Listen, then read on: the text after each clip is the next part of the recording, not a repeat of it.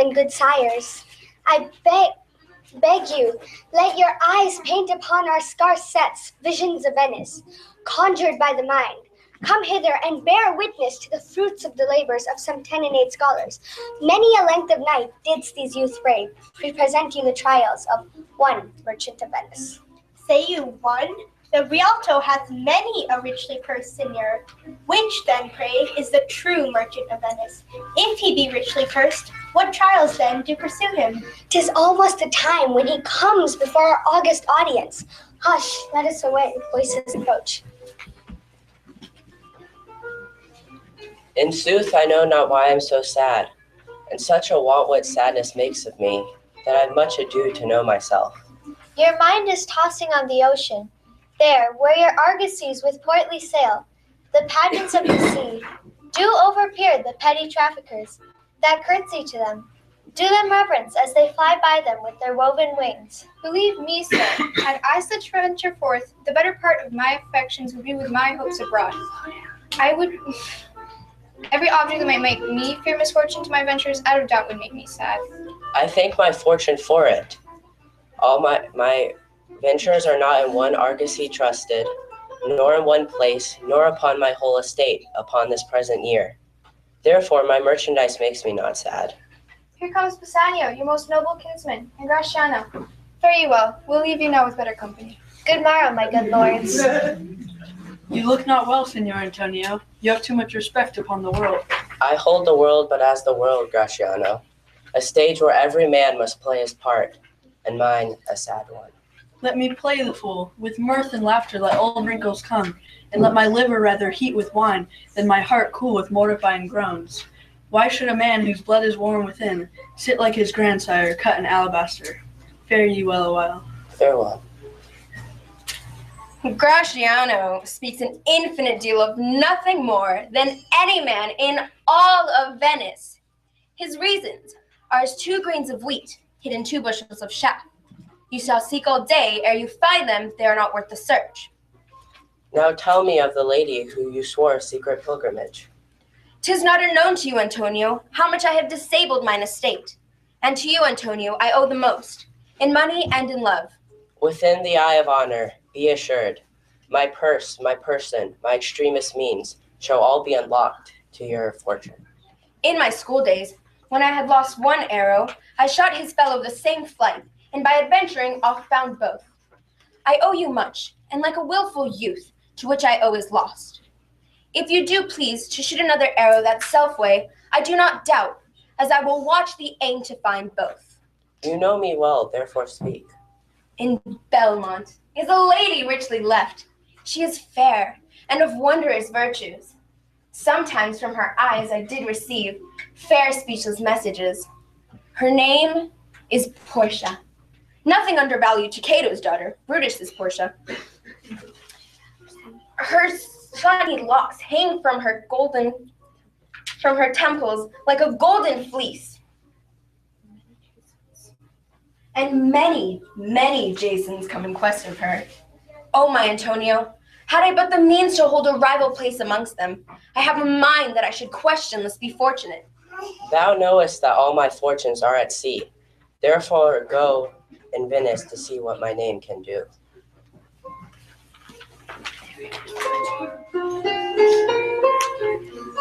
Noble Antonio, was there more a generous merchant in Venice? I say 'tis upon Bassanio that Lady Luck smiles. He hath in Antonio a friend truer than any, and in love he hath set his heart on winning the fairest lady, Portia, as fame doth speak. By my troth, Nerissa, my little body is aweary of this great world. You would be, sweet madam, if your miseries were in the same abundance as your good fortunes are. And yet, for aught I see, there are sick those that surfeit with too much, as they that starve with nothing. It is no mean happiness, therefore, to be seated in the mean. Superfluity comes sooner by white hairs, but competency lives longer. Good sentences, and well pronounced. They would be better if well followed. Yet this reasoning is not in the fashion to choose me a husband. Oh me, the word choose! I might neither choose whom I would, nor refuse whom I dislike. So is the will of a living daughter, curbed by the will of a dead father. Is it not hard, Nerissa, that I cannot choose one, nor refuse none? Your father was ever virtuous, and holy men at their death have good inspirations. Therefore, the lottery, that he has devised in his 3 chests of gold, silver, and lead. But tell me, what warmth is there in your affection towards any of these princely suitors that are already come? I pray thee, overname them, and as thou namest them, I will describe them, and according to their description, level up my affection. First, there's the Neapolitan prince. Aye, that's a colt indeed, for he doth nothing but talk of his horse. Then there's the County Palatine. He hears merry tales, and smiles not. I fear he will prove the weeping philosopher when he grows old, being so full of unmannerly sadness in his youth. What say you of the French lord, Monsieur Le Bon? God made him. What think you of Falconbridge, the young baron of England? You know I say nothing to him, for he understands not me, nor I him. He has neither Latin, French, nor Italian. How oddly he is suited. I think he bought his doublet in Italy, his round hose in France, his bonnet in Germany, and his behavior everywhere. What say you of the young German, the Duke of Saxony's nephew? Very vilely in the morning, when he is sober, and most vilely in the afternoon, when he is drunk. You need not fear, lady, to having any of these lords. They have acquainted me with their determinations to return to their homes, and to trouble you with no more suit. I live to be as old as Sibylla. I will die as chaste as Diana, unless it be obtained by the manner of my father's will. I pray God, grant them a fair departure. Do you not remember, lady, in your father's time, a young Venetian, a scholar and a soldier that came hither? Yes, it was Bassanio. He of all men was the best deserving a fair lady. I remember him well, and I remember him worthy of thy praise. Whilst we shut the gates upon one wooer, another knocks at the door.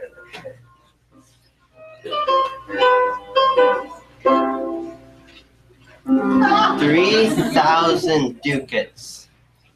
Well. Aye, sir, for 3 months. For 3 months. Well. For the which Antonio shall be bound. Ah, Antonio shall become bound. Well. Your answer to that? Antonio is a good man. Have you heard any imputation to the contrary? No. My meaning in saying he is a good man is to have you understand me that he is sufficient. Yet his means are in supposition. He hath an argosy bound to the Indies, Tripoli, England, and Mexico, and other ventures he hath squandered abroad. But ships are but boards, sailors but men. There be land rats and water rats, land thieves and water thieves. And then there's the peril of the waters. The man is, notwithstanding, sufficient. 3,000 ducats. I think I may take this bond. May I speak with Antonia? If it shall please you to dine with us. I will buy with you, sell with you, talk with you, walk with you, and so following, but I will not eat with you, drink with you, nor pray with you. Ah, here comes Senor Antonio. How like a fawning publican he looks. I hate him, for in the low simplicity he lends out money gratis and brings down the rate of usance here with us in Venice. Rest you fair, good senor. Worship the last man in our mouths. Shylock, although I neither lend nor borrow, or by giving or by taking excess, yet to supply the ripe wants of my friend, I'll break a custom. 3,000 ducats and for 3 months. Methought you neither lend nor borrow upon advantage. I do never use it. Well, Shylock, shall we be beholden to you? Signor Antonio, many a time and oft, in the Rialto, you have rated me about my money and my usances. Still I've borne it with a patient shrug, for sufferance is the badge of all our tribe. You call me misbeliever, cutthroat dog, and spit upon my Jewish garbadine. and all for use of that which is mine own. Well then, now it appears you need my help. Go to then, you come to me and you say, Shylock, we would have monies. You say so. You that the boo in your room upon my beard, and foot me as you spurn a stranger cur over your threshold. Monies is your suit. What should I say to you? Should I not say, hath the dog monies? Is it possible a cur can lend 3,000 ducats? I shall like bend low, and in a bondsman's key, with bated breath and whispering humbleness say this. Fair sir, you spit upon me Wednesday last. You'd spurn me such a day, and another time you called me dog. And for these courtesies, I'd lend you thus much monies. I am as likely to call thee again, to spurn thee, to spit on thy too. If you will not lend the money to thy friend, lend it rather to thine enemy. Why, look how you storm. I would be friends with you and have your love. Forget the shames you'd stain me with and take no interest. Supply your present wants. This were kindness. This kindness will I show. Go with me to a notary's and seal me there, your single bond, and in merry sport, if you not repay me on such a day, let the forfeit be nominated as an equal pound of your fair flesh to be cut off and taken in what part of your body pleaseth me. Content and faith, I'll seal to such a bond, and say there's much kindness in the Jew. You shall not seal such a bond for me. I'd rather dwell in my necessity. Why, fear not. I expect 3 times this, a month before the day. Oh, Father Abraham, what these Christians are, whose own hard dealings teaches them to suspect the thoughts of others. Pray you tell me this, if he should break his day, what should I gain? A pound of a man's flesh is not profitable, as the flesh of goats. To buy his favor, I extend this friendship. If you take it, so. If not, adieu. Yes, Shylock, I will seal into such a bond. Then meet with me forthwith at the notary's. I'll go and press the ducat straight. See to my house left in the guard of an unthrifty knave, and presently I will be with you. The Hebrew will turn Christian. He grows kind. I like not fair terms in a villain's mind. Come on, in this there can be no dismay. I expect 3 times this, a month before the day. There lurks in the air such trepidation, a pound of flesh from where it pleases a slighted heart. And is Bassanio's ardor for this fair lady of Belmont worth such an arduous endeavor? To Belmont then to unwind the riddle, but first, what meet justice awaits the calculating Jew under his roof? I'm sorry thou will leave my father, so to serve Signor Bassanio. Yet our house is hell, and thou a merry devil. This rather some taste of tediousness. But fare thee well, here's a ducat for thee. And Lancelot soon at supper shalt thou see. Lorenzo, who's thy new master's guest, give him this letter, do it secretly, and so farewell. I will not have my father see me and talk with thee. Adieu. Tears inhibit my tongue. Most beautiful pagan, most sweet Jew. If a Christian did not play the knave and get thee, I am much deceived. But adieu. These foolish drops do something drown my manly spirit. Adieu. Farewell, good Lancelot. Alack, what heinous sin is it in me, to be ashamed to be my father's child? I'm a daughter to his blood. I'm not to his manners. O Lorenzo, if thou keep promise, I shall end the strife, become a Christian, and thy a loving wife.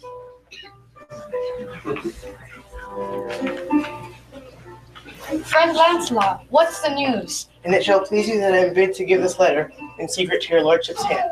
I know the hand. In faith, 'tis a fair hand.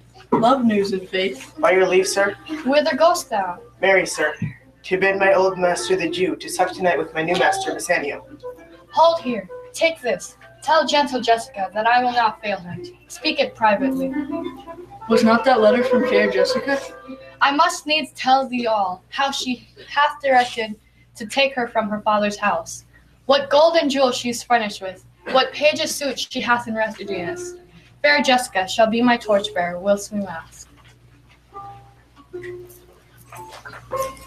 Bassanio, thy new master, Thy eyes shall be thy judge. The difference between old Shylock and Bassanio. Thou shalt not gormandize, and sleep and snore and rend apparel out. Thou hast done with me. Why, Jessica? I say, Jessica. Why, Jessica? Who bids thee call? I do not bid thee call. Call you, father? What is your will? Jessica, my girl, I am bid forth to supper tonight. These are my keys. I am not bid for love, they flatter me. But yet, I'll go and hate to feed upon the prodigal Christian. Jessica, my girl, look to my house. I am right loath to go. There is some ill a-brewing towards my rest, for I did dream of money bags for it tonight. And they have conspired together. I will not say you shall see a mask. What? Are there masks? Hear you me, Jessica. Lock up my doors, and when you hear the vile squealing of the wry-necked fife and the drum, clamber you not up to the casement's den, nor thrust your head out into the public street to gaze upon Christian fools with varnished faces. But stop my house's ears, I mean my casements.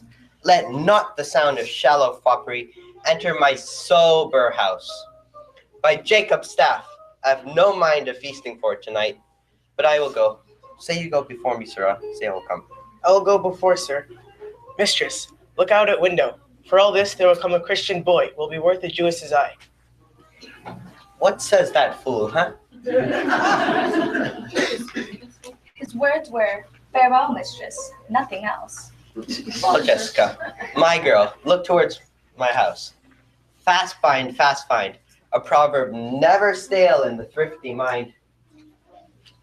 Farewell, and if my fortune be not crossed, I have a father you, a daughter lost.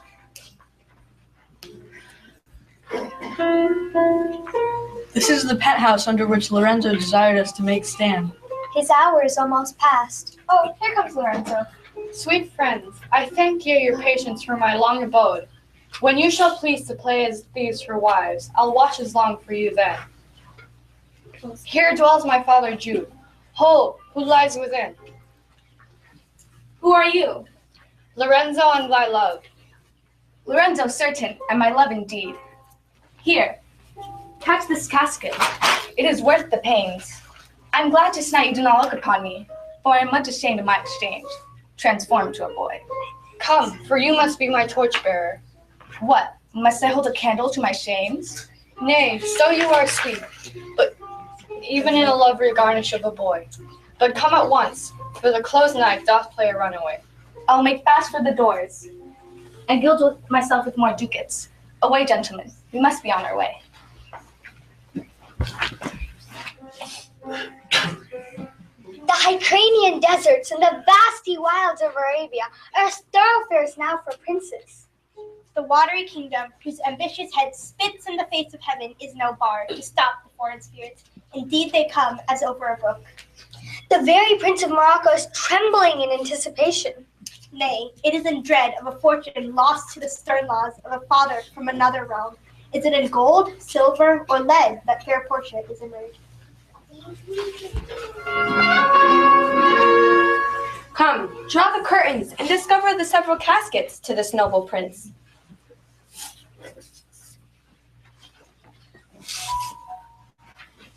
This first of gold, whose this inscription bears, who chooseth me will gain what many men desire. This third, the second silver, which his promise carries, who chooseth me shall get as much as he deserves. This third, dull lead, with warning all is blunt, who chooseth me must give and has it all he hath. How shall I know if I do choose the right? The one of them contains my picture, Prince. If you choose that, then I am yours. Some god direct my judgment. Let me see. What says this leaden casket? Who chooseth me must give and has it all he hath. Must give for what? For lead? Has it for lead? This casket threatens. Men that has it all do it in hope of fair advantages. A golden mind suits not to show of dross. I'll then nor give, nor hazard aught for lead. What says the silver casket with her virgin hue? Who chooseth me shall get as much as he deserves. As much as he deserves? Pause there, Morocco, and weigh thy value with an even hand. As much as I deserve. Why, that's the lady. All the world desires her. I do in birth deserve her, and in fortunes, in graces and in qualities of breeding. But of these, in love, I do deserve. What if I stray no further, but choose to stay here? Let's see once more the same engraved in gold.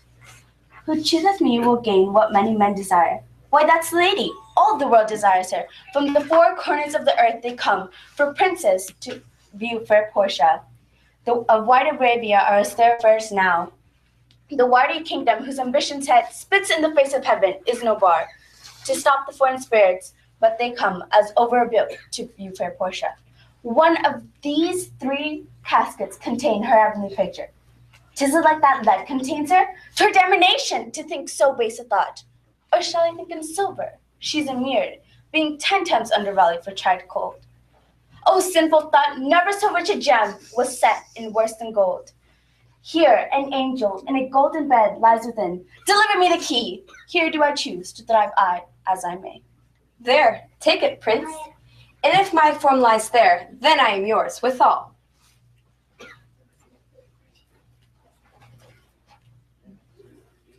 Oh, I, what have we here?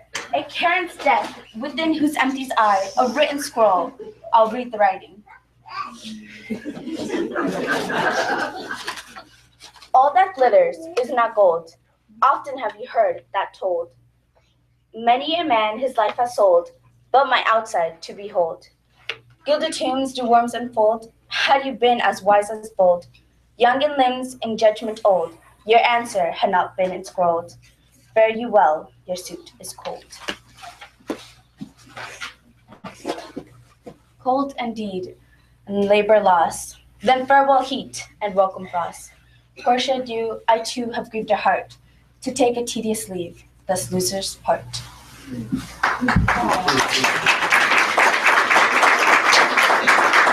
A gentle riddance. Come, draw the curtains.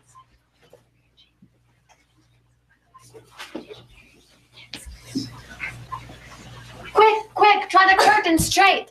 The Prince of Aragon hath taken his oath, and comes to his election presently.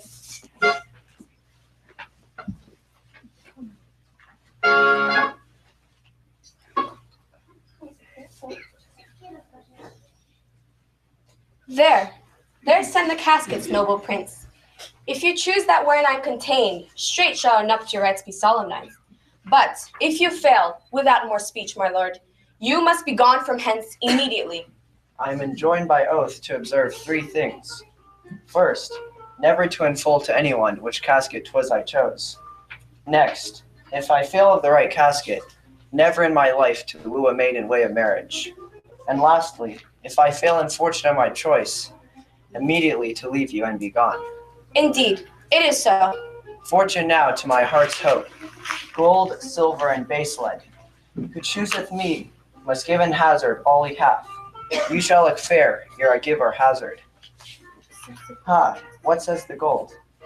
Who chooseth me will gain what many men desire. What many men desire, that many may be meant by the full multitude. I will not choose what many men desire, because I will not jump with common spirits and rank myself with the barbarous multitude. Tell me once more what thou dost silver bear. Who chooseth me will get as much as he deserves. And well said too, for who shall go to cause and fortune without the stamp of merit? I will assume desert. Give me a key and instantly unlock my fortune here.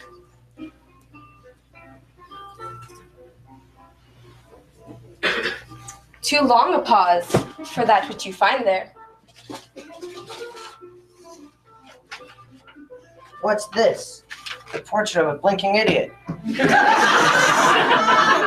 How much unlike art thou to Portia? How much unlike my hopes and my deservings? Who chooseth me will get as much as he deserves.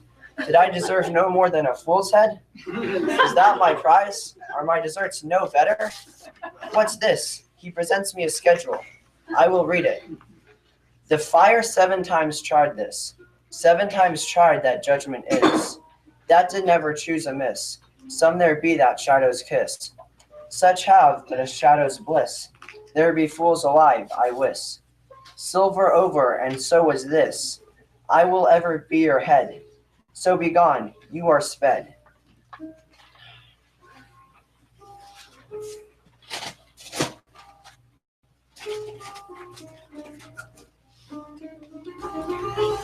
Still more fool I shall appear. By the time I linger here, with one fool's head I came to woo, but I go away with two. Sweet adieu, I'll keep my oath, patiently to bear my love. Thus hath the candle sleeps the moth. The ancient saying is no heresy. Hanging and wiving goes by destiny. Come, draw the curtains. Madam, there is lighted at your gate a young Venetian, one that comes to signify the approaching of his wife, from whom he bringeth sensibly great, from to wit, commends and courteous breath, and gifts of rich value. Bassanio, Lord love, if thy will it be. No more, I pray thee. Come, come, for I long to see quick Cupid's post, that comes so mannerly.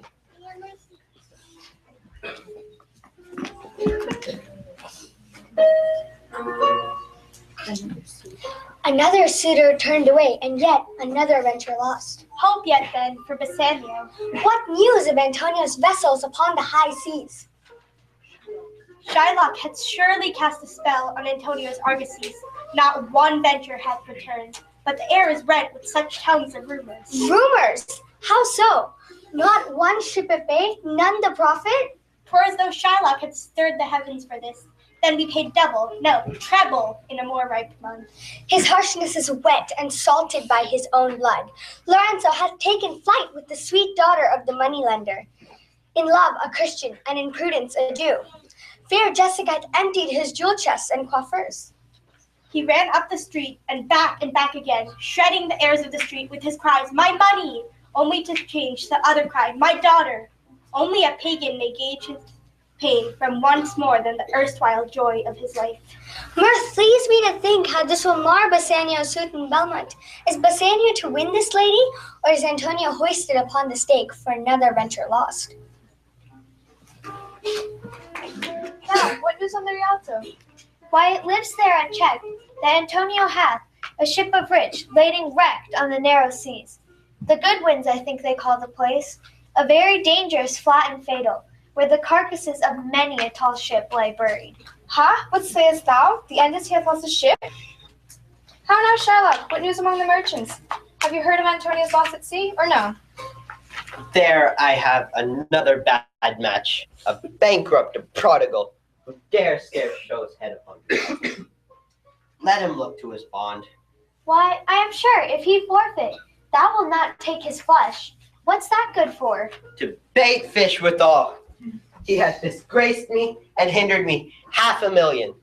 Laughed at my losses, mocked my gains, scorned my nation, thwarted my bargains, heated mine enemies, cooled my friends, and what's his reason? I am a Jew. Hath not a Jew eyes? Hath not a Jew hands? Organs? Senses? Affections? Passions? Fed with the same food, hurt with the same weapon, warmed and cooled by the same winter and summer seasons as a Christian is?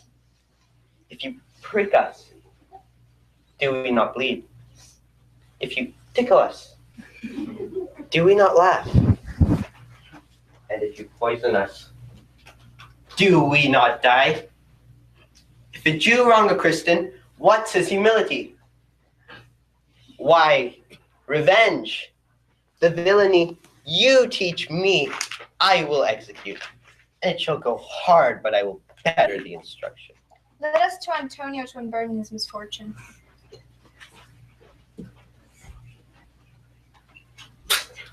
How now, Tubal? What news from Genoa?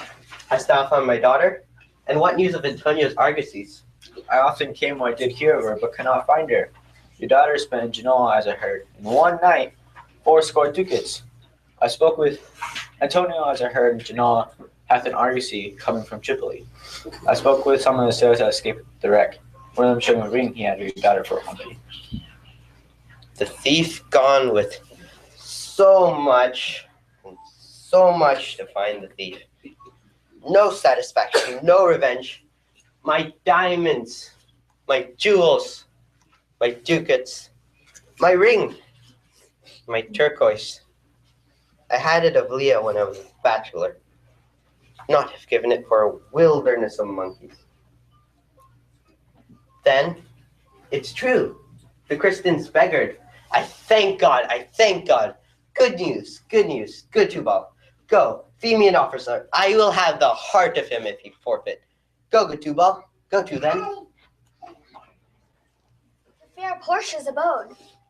Doth Lady Luck favor love on this day?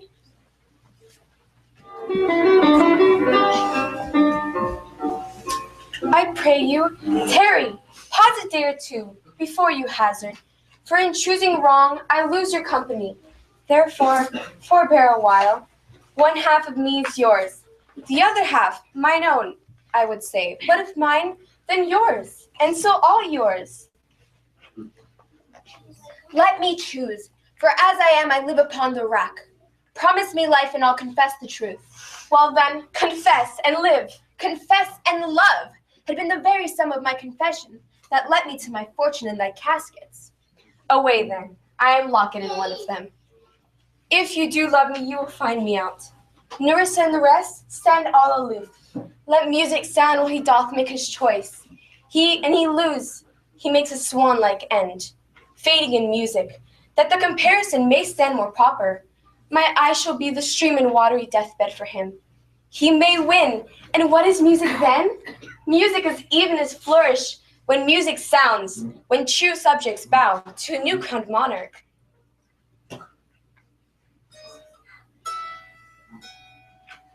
Tell me, where is fancy bred? In the heart or in the head? How begot, how nourished? Reply. It is engendered in the eyes, with gazing fed and fancy dies, in the cradle where it lies. Let us all ring fancy's knell. I'll begin it. Ding dong bell. Ding dong bell. The world is still deceived with ornament. In law, what please so tainted and corrupt, but assumes some mark of virtue on his outward parts, but being seasoned with a gracious voice obscures the show of evil? In religion, what damned error, but some sober brow will approve it and bless it with a text? Hiding its grossness with fair ornaments? There is no vice so simple, but assumes some outward parts as mark of virtues. How many cowards, with hearts as false stairs of sand, wear upon their chins the beards of frowning Mars and Hercules?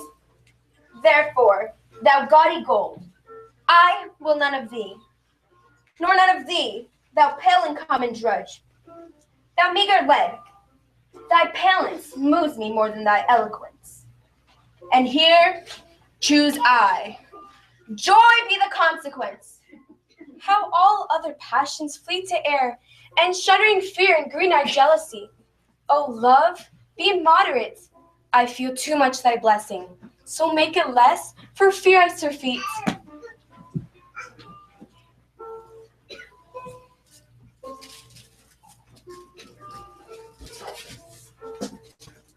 What find I here? Fair Portia's counterfeit. What demigod hath come so near creation? Move these eyes? Parted breath, parted with sugar breath. Her hairs, the painter plays a spider, hath woven the golden mesh to entrap the hearts of men. So far this shadow doth limp behind the substance. Here is the scroll, the continent and summary of my fortune. You that choose, not by the view. Chance is fair and chooses true. Since this fortune falls to you, be content and seek no new. If you be well pleased with this, and hold your fortune for your bliss, turn you where your lady is, and claim her with a loving kiss. Fair lady, by your leave, I come by note, to give and to receive, like one of two in a prize, that thinks he hath done well in people's eyes, hearing applause and universal shout, giddy in spirit, still gazing in a doubt, whether these pearls of praise be his or no. So thrice, fair lady, stand I even so, as doubtful whether what I see be true, until confirmed, signed, ratified by you. You see me, Lord Bassanio, where I stand, such as I am. Yet for you, I would be trebled 20 times myself, 1,000 times more fair, 10,000 times more rich, that only to stand high in your account. Myself and what is mine to you and yours is now converted, my lord. I give them with this ring, which when you part from, lose, or give away, let it presage the ruin of your love, and be my vantage to exclaim upon you. Madam, you have bereft me of all words. Only my blood speaks to you in my vein, and there is much confusion in my power. But when this ring parts from my finger, then parts life from hence. Oh, then be bold to say, Bassanio is dead. My lord and lady, it is now our time, that has stood by and seen our wishes prosper, to cry, good joy, my lord and lady. My lord Bassanio and my gentle lady, I wish you all the joy that you can wish, and when your honors me to solemnize the bargain of your faith, I do beseech you, even at that time I may be married too. My pleasure, so thou canst get a wife. I thank your lordship, you have got me one. My eyes, my lord, can look as swift as yours. As the you saw the mistress, I beheld the maid. As the matter falls, I got the promise of this fair Nerissa, to have her love provided that your fortune achieve her mistress. Is this true, Nerissa? It is, madam, so you stand pleased with all. My dear Gratiano, do you mean good faith? Yes, faith, my lord. Then we shall have a dinner in honor of your marriage. But who comes here? Salanio and Salarino? Lorenzo and his infidel? Welcome, my lord. You're entirely welcome. I thank you, my lord. Signor Antonio commends him to you. Tell me how my good friend doth. Not sick, my lord, and less in mind, nor well, and less in mind. His letter there will show you his estate. When I was with him, I heard him swear he'd rather have Antonio's flesh than 20 times the sum. There are some shrewd contents in yon same paper that steals the colors from Bassanio's cheek. Oh, Portia, here lie on this paper the worst words that ever blotted. Tell me, is it true? Have all of his ventures failed? Not one, my lord. Besides, it should appear that if he had the present money to discharge the Jew, he would not take it. The Duke and all the Magnificos have tried persuading with him, but to no avail. Is it your dear friend that is thus in trouble? The dearest friend to me, the kindest man. What sum owes he the Jew? For me, 3,000 ducats. What? No more. Pay him 6,000 and deface the bond.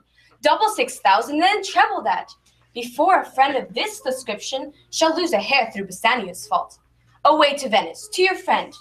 Nerissa and myself in the meantime will live in contemplation and prayer at a nearby convent. Come, away. But first, let me hear the letter of your friend.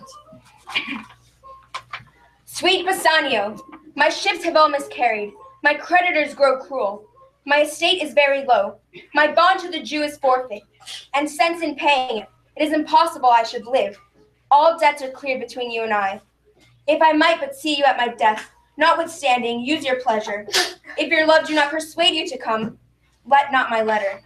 Oh, love, dispatch all business and be gone. Since I have your good leave to go away, I shall make haste.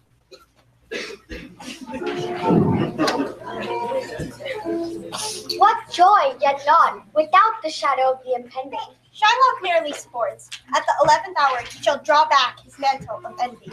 Think'st thou so? But fair Portia has seen the matter from Belmont, ere she has known Shylock. She is readying herself to don the cap of young Balthazar, the most renowned doctor in Padua.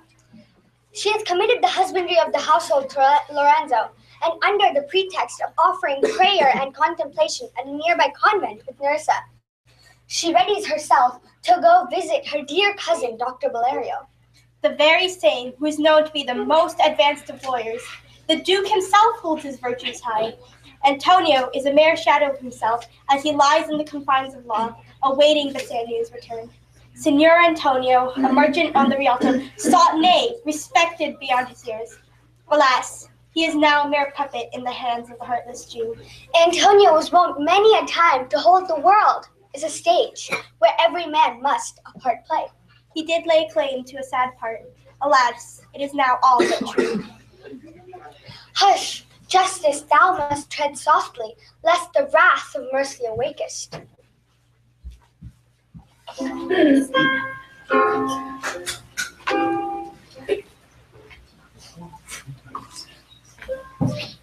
What, is Antonio here? Ready, so please your grace. I am sorry for thee. Thou art come to answer a stony adversary. I have heard your grace has take great pains to qualify his rigorous course. But since he stands obdurate, I am ready to face the very tyranny and rage of his with a quietness of spirit. Go one and call the Jew into court. He's ready at the door. He comes, my lord. Make room and let him stand before our face. Shylock, the world thinks, and I think so too, that thou but leadest this fashion of thy malice to the last hour back. And then 'tis thought thou show thy mercy and remorse, more strange than is thy strange apparent cruelty. Forgive a moiety of the principle. Glance an eye in pity on his losses, that is so late huddled on his back. We all expect a gentle answer. I have possessed your grace of what I purpose. If you deny me, let danger light upon your city's charter and your freedom. What if my house be troubled with a rat, and I be pleased to give 10,000 ducats to have it banned? What? Art thou answered yet? This is no answer, thou unfeeling man. I am not bound to please thou with my answers. Does every man kill what he do not like? Hates any man the thing he would not kill? I pray you, you may as well go to the beach and bid the main floodgate his usual height. You may as well do anything most hard than to soften his heart. I beseech you to give the judgment and the Jew his will. 3,000 ducats. Here it is. I would have my bond. How shalt thou hope for mercy, rendering none? What judgment shall I dread, doing no wrong? You have amongst you many a purchased slave. If I say to you, let them be free, marry them to your heirs, you will answer, the slaves are ours. So I answer you, that pound of flesh which I demand of him, 'tis mine, and I will have it. If you deny me, fie upon your law. Upon my power, I may dismiss this court, unless Bellario, a learned doctor, whom I have sent for to determine this, come here today.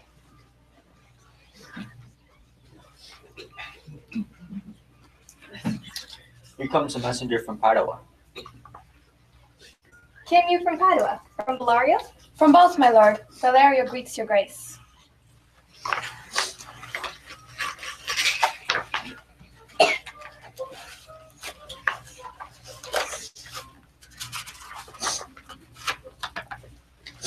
This letter from Bellario doth commend a young and learned doctor to our court.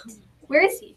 He attendeth here, hard by, to know your answer, whether you'll admit him. With all my heart. Meantime, the court shall hear Bellario's letter. Courage yet, Antonio. Your grace shall understand that a receipt of your letter. I am very sick, but in that instant that your messenger came, in loving visitation, was with me a young doctor of Rome. His name is Balthazar. I am acquainted with him with the cause and controversy between the Jew and Antonio, the merchant. We turned over many books together. He is furnished with my opinion, which bettered with his own learning. Greatness whereof I cannot enough commend comes with him. At my importunity to fill up your grace's request in my stead, I beseech you, let him lack of years, if you know impediment, to let him lack a reverent estimation. For I never knew so old a body with so young a head. Acceptance, whose trial shall better publish his kingdom. Here, I take it. Is the doctor come? Come you, from old Bellario. I did, my lord. You are welcome. Take your place. Are you acquainted with the difference that holds this present question in our court? I am thoroughly informed of the cause. Which is the merchant here and which the Jew?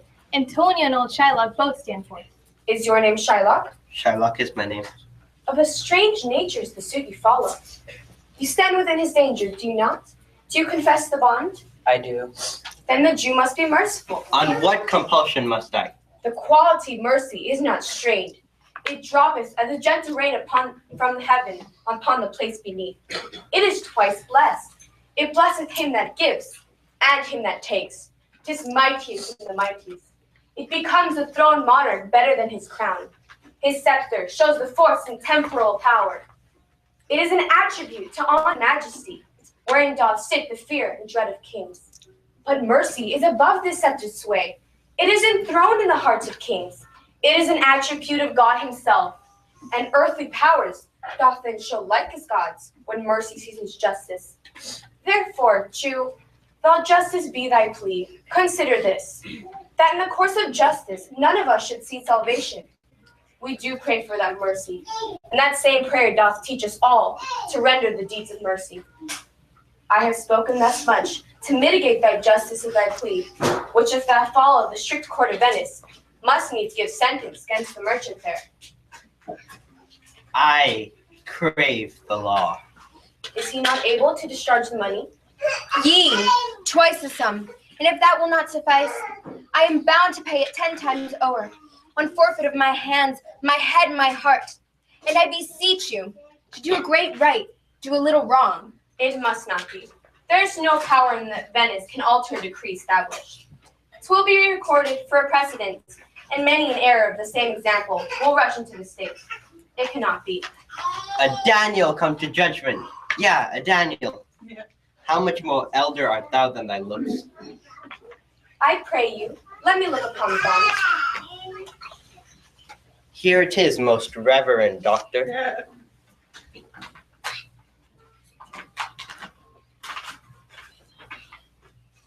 Shylock, there's thrice thy money offered thee. An oath. An oath. I have an oath in heaven. Why this bond is forfeit, and lawfully by this the Jew may claim a pound of the same merchant's flesh, nearest his heart. Be merciful, bid me, tear the bond. There's no power in the tongue of man to alter me. I stand here on my bond. Most heartedly, I beseech the court to give the judgment. Why then, thus it is. Oh, noble judge. Oh, excellent young man. Nearest his heart. Those are the very words. It is so. Are there balance here to weigh the flesh? I have them ready. Have by some surgeon, Shylock, on your charge, to stop his wounds, lest he do bleed to death. Is it so nominated in the bond? It is not expressed, but what of that? It's where good you do so much for charity. I cannot find it. 'Tis not in the bond. You merchant, have you anything to say? No, but little, for if the Jew do cut deep enough, I'll pay presently with all my heart. Life itself, my wife, and all the world does not esteem above thy life. I would lose all, I sacrifice all to deliver you. Your wife would give you little thanks for that. If she were by, to hear you make the offer. I have a wife whom I protest I love. I wish she were in heaven, so she could entreat some power to this curse, to change this cursed Jew. To swallow you offered behind her back. The wish would make else an unquiet house.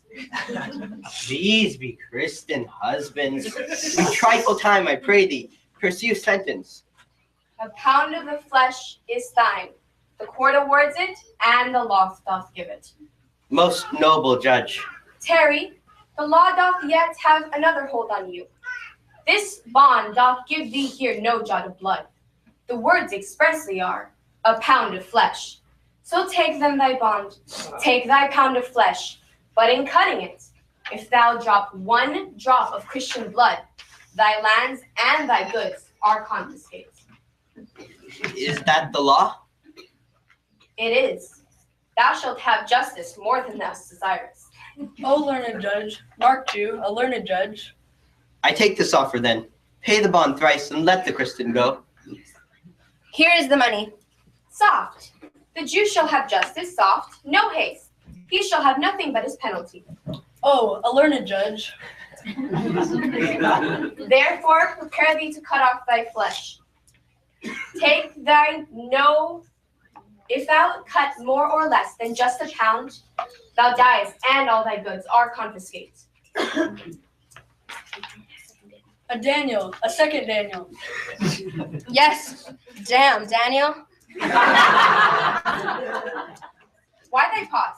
Take thy forfeiture. Give me my principal and let me go. I have it here. Here it is. He hath refused it in the open court. He shall have merely justice and his bond. A Daniel, still say I, a second Daniel. I thank thee for teaching me that word. Shall I not have barely my principal? Thou shalt have justice more than thou desirest, and you shall have nothing but the bond. Why then? I'll stay no longer. Tarry.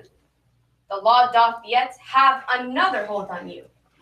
It is enacted in the laws of Venice, if it be proved against an alien, that by direct or indirect attempts he seek the life of any citizen.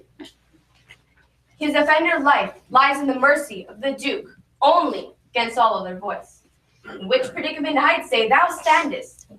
Down therefore and beg mercy of the Duke. That thou shalt see the difference in our spirits. I pardon thee thy life before thou ask it. For half of thy wealth it is Antonio's, the other half comes to general state. You take my life when you do take the means whereby I live. What mercy can you render him, Antonio? Your grace, I am content with half, but on his death he must give the other half to his son Lorenzo and his daughter. He shall do this, or else I do recant the pardon that I late pronounced here. Art thou contented, Jew? Content. Clerk, draw a deed of gift. Prithee give me leave from hence. I am not well. Send the deed after me, and I will sign it. Well then, tarry not hither.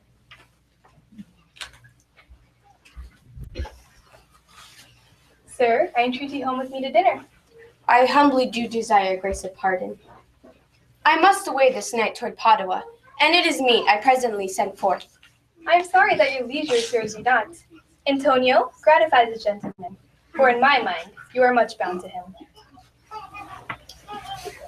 Dear doctor, my good friend and I have by your wisdom been acquitted of 3,000 ducats due unto the Jew. And stand in your debt above and beyond. He is well satisfied and is well paid. I take my leave. Dear sir, please wait. Take some remembrance of us as a tribute. You press me far, and therefore I will yield. For your sake, I will wear your gloves. And for your love, I will wear your ring. Do not draw back your hand. I will take nothing else. You in love shall not deny me this. Dear sir, this ring is nothing but a trifle. I will take nothing else but this, and you in love shall not deny me this. I will not shame myself to give you this. I will search through all Venice and find you the best ring, and find it out by proclamation. I will have nothing else but this, and now methinks I have a mind to it. You taught me first to beg, and now you teach me how a beggar should be answered. Good sir, this ring has much more than the value. When my wife gave me this ring and put it on my finger, she made me vow that I were not to lose it, sell it, nor give it away. If your wife be not a mad woman, and know how well I have deserved this ring, she would not hold out enemy forever for giving it to me. Well, peace be with you. My lord Bassanio, give him the ring. Graciano, go, run. Give him the rings and make haste. Antonio, you and I shall fly towards Belmont tomorrow morning. Let's make leave. Let us in, I pray thee, Jessica, and ceremoniously we shall prepare some welcome for the mistress of this house. Sola, sola, woo-ha-ho. Sola, sola. Master Lorenzo, did you see? Master Lorenzo, sola, sola. Leave Halling man here. Tell him there is a post come from my master with his horn full of good news. My master will be here ere morning. Sweet souls, let's in. And yet, no matter, why should we go in? Signify, I pray you, within the house your mistress is at hand, and bring forth the music into the air. How sweet the moonlight sleeps upon this bank.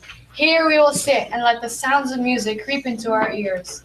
Soft stillness and the night become the touches of sweet harmony. Sit, Jessica. Look how the floor of heaven is thick and laid with patines of bright gold. There's not the smallest orb but thou beholds, but in his motion like an angel sings, still firing to the young-eyed cherubims. Such harmonies in immortal souls, but whilst this muddy vesture of decay doth grossly close it in, we cannot hear it.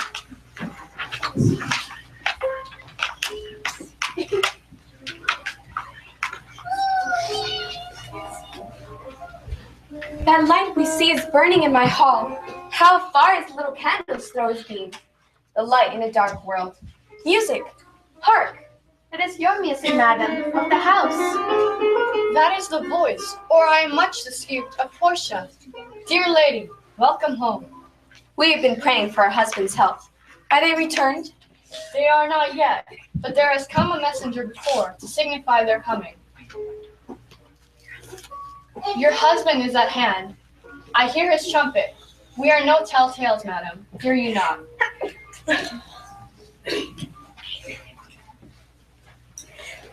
You are welcome home, my lord. Thank you, madam. Give welcome to my friend. This is Antonio, to whom I'm so infinitely bound. And you should be, for as I hear, he was much bound for you. No more than I am well acquainted of. Sir, you are very welcome to our house. By yonder moon, I swear you do me wrong. I gave it to the judge's clerk. A quarrel? Oh, already? What's the matter? About a hoop of gold, a paltry ring that she did give me, engraved and entrusted. Love me and leave me not. You swore to me when I did give it you that you would wear it till your hour of death. Gave it to a judge's clerk. No, God's my judge. The clerk will never wear hair on his face to have it. I gave it to a youth, a kind of boy, a little scrub boy no higher than thyself, a little prating boy that begged it as a fee, and I could not from my heart deny it him. You were to blame, I must be plain with you. To part so slightly with your wife's first gift, a thing stuck on with oaths upon your finger. I gave my love a ring, and he did not give it away. I dare be sworn here he stands. Antonio, here's a letter from Padua, from Valerio. It shows that 3 of your argosies have come richly into harbor, suddenly. Why, I'd be better off telling her I cut my left finger off defending the ring. My lord Basenio gave his ring to the judge, to the doctor, and I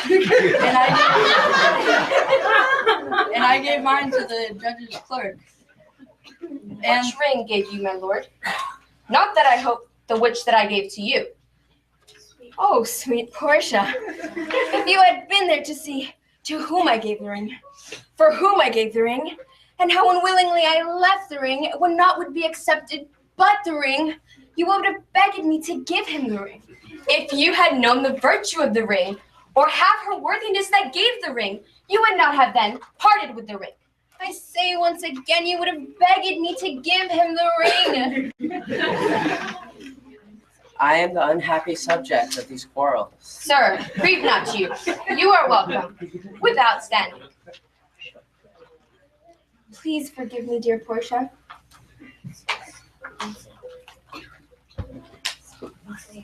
My soul upon the forfeit, that you will keep this ring in good faith. Then you shall be his surety. Give him this ring and bid him keep it better than the other. By heavens! It's the same ring I gave the doctor! You were all amazed. There is the letter. You will find that here, Portia was the doctor, Nerissa there her clerk. I set forth as soon as you, and but now have just returned. We have not entered the house. Were you the doctor and I knew you not? Were you the clerk and I knew you not? I indeed. My sweet lady, You have given me life and living, for here I read 3 of my ships have come safely to harbor. How now, Lorenzo? Nerissa has good letter for you too. Aye, and I'll give them to you without a fee. There you'll find from the rich Jew a special deed of gift. Fair ladies, you drop manna in a way of starved people. It is almost morning, and yet I am sure you are not satisfied with the events at full. Let us go in and discuss the interrogatories and rest.